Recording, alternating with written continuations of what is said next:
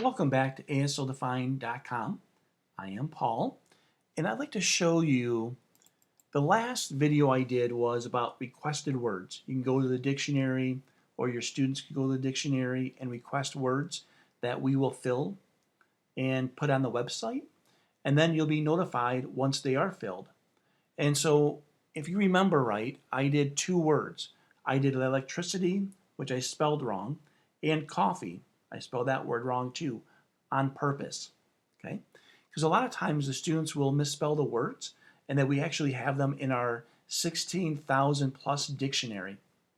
And so I want to show you what it looks like after we do the words.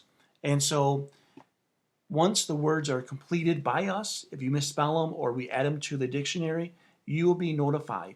How will you be notified? Actually, right here. It says completed request, two words, and just check that periodically to see if we have updated your words or added your words to the website. And we do that quite a bit. And so if you click on completed requests, and you will see we have coffee and electricity. Now, it doesn't change the spelling.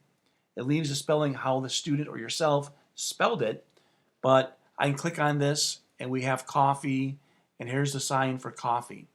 And what's really cool, I'm just going to throw this in here, is that you can actually slow that down and see exactly how is that signed, okay, which is a wonderful feature. So all the words that you request or your students request are always saved on your dashboard under requested words, and they never go away.